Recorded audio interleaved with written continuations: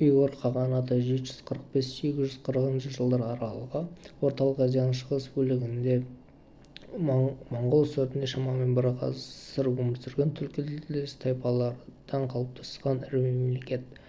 Қалыптасуы ұйғыр қарлық басмал тайпаларының үшті одағы, екінші шығыс түрік қағанатының құлатуы нәтижесінде пайда болды. Үшті одақтағы күресте ұйғырлар жеңіске жетіп, билікті өз қолдарына алған болатын. Аумағы Алтай тауларынан Хинканға дейін, Сайын жоталарынан оңтүстіктен Гоби шөліне дейін жеткен болатын. Астанасы Архон өзені бойындағы Қара Баласағұн қаласы. Билеушісі алғаш Қаған Пело, одан кейін Моншыр билік құрды. Моншыр билік құрған тұста мемлекет нығайып, аумағы кеңейді. Ол Тибетті өз қол астына алып, Қытаймен және Орта Азиямен қарым-қатынас орнатты. 757 жылы Аңушан бастаған көтерілісті басуға көмектесіп, Қытай императорынан үлкен сый-сияпат және жеңілдіктер алды. Бұл ұйғырлардың саяси және әскери күш-қуатының артқанын көрсетті. Ұйғыр қағандары Қытайдан оралған сауда көпестерінің ықпалынан Манихей діні мемлекет дін ретінде қабылдады. Бұл оқиға Қазақстан тарихындағы маңызды бетбұрыс болды. Бірақ халықтың көп бөлігі дәстүрлі тәңірлік нанымдарды ұстануды жалғастырды. Ежелгі түрік жазуымен қатар Манихей жазуы, кейіннен соқты жазу негізінде жасалған ұйғыр жазуы қолданылды. Қара Баласағұн ірі және мәдени орталыққа айналды. Қағандардың Манихей дінін қабылдауы, сондай Қытаймен саудадан түскен байлыққа байланысты ақсүйектер арасында талас-тартыстардың және ішкі алауыздықтың, экономикалық дағдарыстың салдарынан мемлекеттің жағдайы әлсіреген болатын. Солтүстікте күшейген қырғыздардың шабуылы мемлекетті біржола құлатқан болатын. Қырғыздар Қара Баласағұнды қиратып, қағандықтың жерін толықтай басып алды. Салдарынан қағанат құлағаннан кейін ұйғыр тайпалары үш негізгі бағытқа бөліп қоныс аударды. Біріншісі шығыс Түркістанға, екіншісі Гансуға, үшіншісі батысқа. Қарлықтарға қосылып, Қарахан мемлекет негізін қалауға үлес қосқан болатын. Қарахан мемлекеті 942-1212 жылдар аралығы Орта Азия мен Қазақстан тарихындағы ірі орта ғасырлық түркі мемлекеті. Ол түркі тілдес тайпалардың феодалдық қатынастарға көшуі және ислам дінінің тарауымен тығыз байланысты. Негізінің қалаушысы Қарлық конфедерациясынан шыққан Садық Боғрахан. Ол 942 жылы Баласағұн билеушісін құлатып, өзін жоғары қаған ретінде жариялады. Аумағы Жетісу, Ферғана, Мауреннахрдың батыс бөлігін қамтыды. Этникалық құрамы қарлықтар, яғмалар, тұқсилар және тағы басқа түркі тайпалары. Бұл тайпалар кейін қазақ, өзбек, қырғыз сияқты халықтардың қалыптасуына зор ықпал етті. Астанасы алғашында Баласағұн, кейінірек Қашқар қаласы болды. Ислам діні және саяси құрылымы.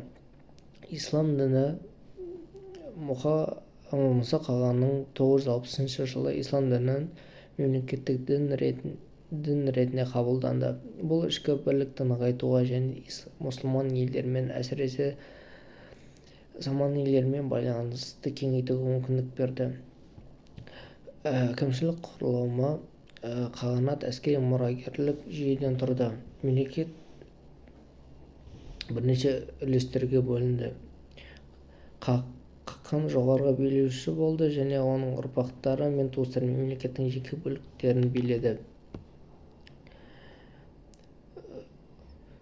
11 ғасырдың 30 жылдардан бастап Қосарлы билік 11 ғасырдың 30 жылдарынан бастап Қарахан мемлекеті ішкі талас тартыстардың нәтижесінде екі дербес қағанатқа бөлінді.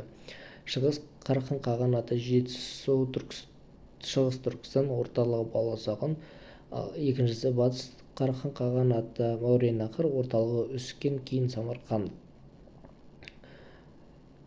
Шаруашылығы көшпелі және жартылай көшпелі мал шаруашылығы, отырықшы аудандарда егіншілік жақсы дамыды. Қала мәдениеті өркендеді. Тараз, Баласағұн, Қашқар, Самарқанд ірі сауда және қолөнер орталықтарына айналды. Жер иелену ықталық, әскери қызмет үшін жер берілді. Ислам дінінің әсерінен түркі тіліндегі әдебиет, сәулет өнері дамыды. Жүсіп Баласағұнның Құттыбілік және де Махмұд Қашқаридың Диуани лұғат түрік еңбектері осы дәуірде жазылды. Сәулет өнеріне келсек, Айша бибі, Бабаджа хатын кесенелері, медресе, мешіттер салынған болатын. Қара Қытай мемлекеті Батыс Ляо қағанаты 1128-1213 жылдар аралығы 12 ғасырда Орталық Азия мен Қазақстанның бір бөлігінде билік құрған мемлекет. Оның негізін Қытайдың солтүстігінде қидан тайпалары қалады. Қидандар бастапқыда солтүстік Қытайда Ляо империясын құрған болатын. 1125 жылы Ляо империясы құлағаннан кейін қидандардың көп бөлігі Илю Дашидің басшылығымен батысқа және яғни Жетісу жеріне көшті. Жергілікті түркілес халықтар оларды Қара Қытай деп атады. 1128 жылы Илю Даши Қарахан мемлекетінің ішкі талас-тартыстарының нәтижесін пайдаланып Баласағұн қаласын басып алды да Жетісу да өз мемлекетін құрды. Аумағы Жетісу, шығыс Түркістан, Мауреннахрдың көп бөлігі. Астанасы Шу өзені бойындағы Құз ордасы. Мемлекет басшысын Гурхан деп атаған болатын. Қарақытайлар жаулап алған жерлерде, әсіресе Қарахан мемлекеттерінің иеліктерінде өзіндік ерекше саясат жүргізді. Вассалдық тәуелділік. Қарахан мемлекетінің әулетін бір жола жойған жоқ, оларды өздеріне вассал етіп қалдырды. Қарахан билеушілері өз лауазымдарын сақтап қалып, алайда Гурханға жыл сайын алым-салық төлеуге мәжбүр болды. Қарақытайлар жаулап алған жерлердің ішкі басқару жүйесіне, экономикасына, қоғамдық өмір мен мәдениетіне айтарлықтай өзгеріс енгізген жоқ. Бірақ та салық жүйесі өте қатаң болды. Әр үйден 1 динар жиналды. Ірі қала әкімдері Гурханға жыл сайын харадж, яғни жер салығын төлеп тұруға міндеттелді. Қара Қытай өздері негізінен Будда және ішінара христиан дінін ұстанды. Бұл Жетісу мен Мауреннахрдағы мұсылман халқының наразылығын тудырды. Және де әйелдердің билігі. Қара Қытайда әйелдер де мұрагер ретінде бола алған. Мысалы, Илю Даши қайтыс болғаннан кейін оның әйелі Набонға өткен болатын. Қара Қытайлардың ауыр салығы және мұсылмандарға көрсеткен қысымы бағынышты халықтардың, оның ішіндегі Қарахан әулетінің қарсылығын туғызды.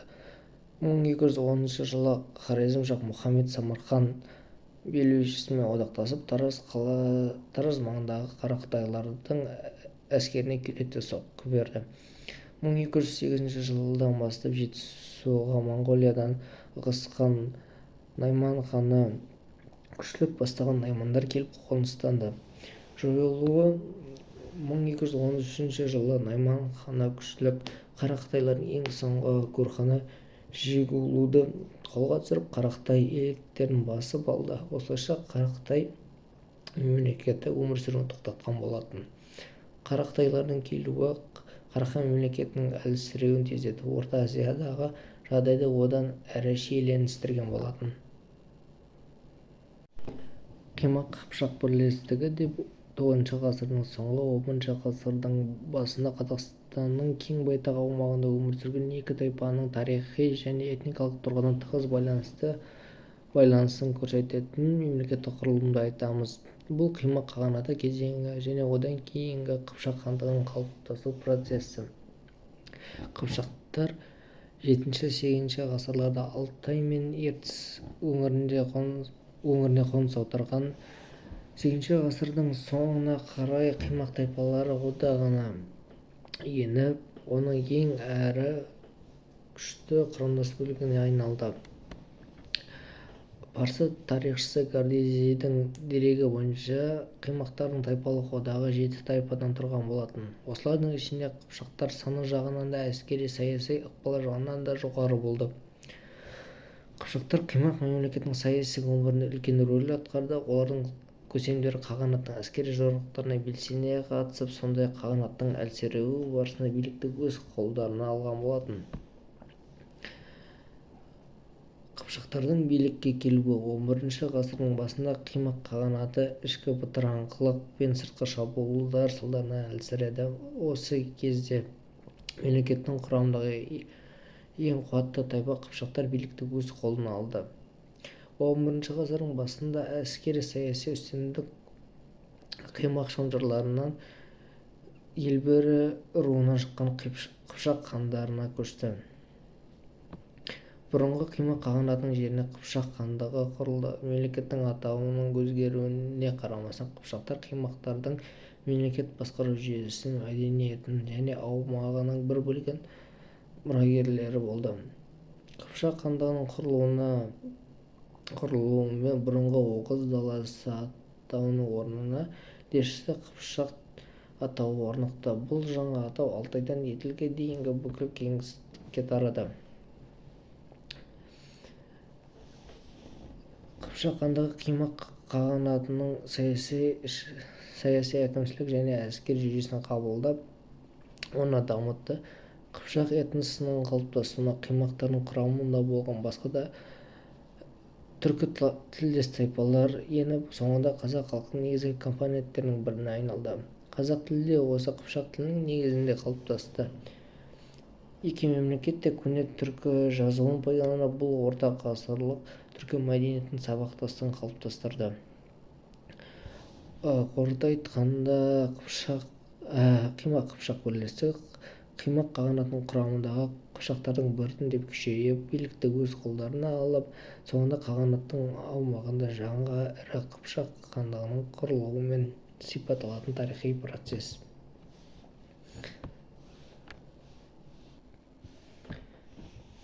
Қыпшақ хандығы 10 ғасырдың басынан бастап 1219 жылға дейінгі созылған қазіргі Қазақстанның кең байтақ аумағында өмір сүрген түркі тілдес Қыпшақ тайпаларының ірі бірлестігі. Басқарушы әулет Елбөрі руынан шыққан хандар аумағы шығыс Алтай мен Ертістен басталып, батыста Еділ өзеніне дейінгі және оңтүстікте Сырдария аңғарына дейінгі даланы алып жатты. Мемлекет екі қанатқа бөлінген болатын: оң қанат сарайшық, сол қанат сығанақ. Хандық әскери әкімшілік жүйе бойынша оң және сол қанаттарға бөлінді. Оң қанат басым әрі күшті болып саналды. Жоғары билік ханға тиесілі болды және оның билігі мұрагерлік жолмен берілді. Хан ордасы орда деп аталды. Қоғамда ханнан кейін жоғарғы топтар тархандар, бектер, басқақтар және байлар болды. Көшпелі малшылар мен тұрғындардан басқа құлдар, илан-көк және жер өңдеумен айналысатын кедейлер, жатақтар болды. Сырдария бойындағы қалалар ұзаққа созылған шайқастар жүргізілді. Ірі қақтығыстар Қыпшақтардың әлсіреуіне себеп болды. Орыс князьдерімен байланыс. Қыпшақтар Еуропаға дейін жылжып, Русь жерінде Полоцк деген атпен белгілі болды.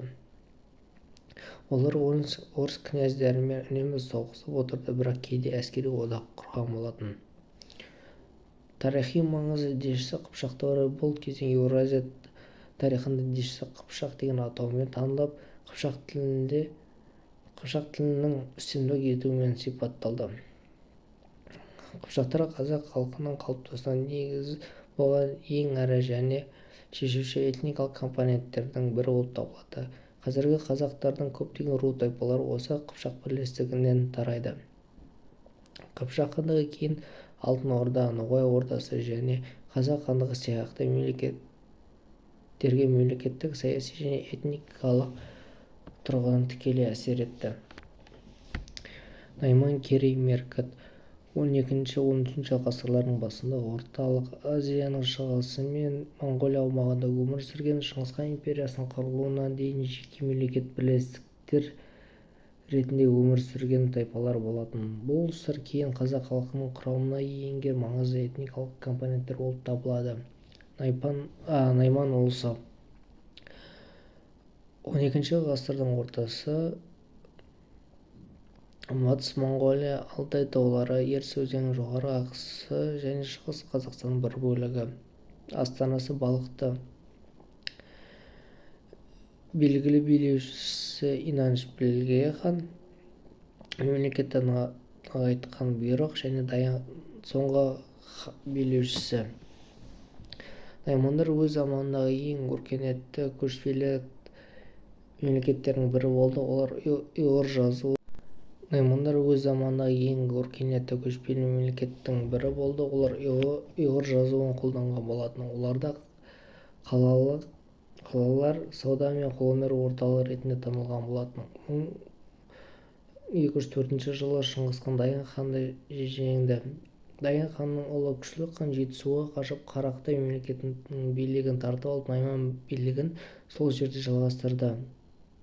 Алайда 1218 жылы Күшлік хан да моңғолдардан жеңіліп, Найман хандығы толық құлады. Керей хандығы 10 ғасырдың соңы 1202 жыл аралығы. Орталық Моңғолия, Орхон, Керулен, Селенгі өзендерінің алқабы. Астанасы Битөбе. Билеушілері Бұйрық хан, Құршағұз, Торы хан. Керейлер наймандар сияқты жоғары мәдениетті ел болған. Олар несториандық христиан дінін ұстанған. Тұғырыл хан Шыңғысханның әкесі Есугеймен дос болған, бірақ кейін оның қас жауына айналған болатын. 1202 жылы Торы хан Шыңғысханнан жеңіліп, Керей хандығы Моңғол империясының құрамына енді.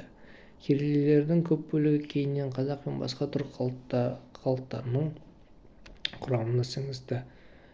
Меркіттер 10 ғасырдың соңы 1220 жылдар аралығы. Селенгі және Тола өзендерінің төменгі ағысы Байкал көлінің оңтүстігі. Меркіттер өте жауынгер, батыл тайпа болды. Олар Шыңғысханмен тынымсыз жауласып өтті. Аңыз бойынша Шыңғысханның әкесі Есугей Меркіт биінің қалыңдығын тартып алған, ал кейін меркіттер оған кек ретінде Шыңғысханның әйелі Бөртені ұрлап әкеткен. Бұл оқиға Шыңғысханның меркіттерге деген өшпенділігін көрсеткен. Меркіттер Шыңғысханның ең қауіпті жауларының бірі болды. 1205 жылы олардың негізгі күші талқандалды, ал аман қалғандары Тоқтөбек бастаған бөлігі батысқа Қыпшақ даласына қашып, 1220 жылға дейін қарсылық көрсетті, бірақ түпкілікті жеңілген болатын.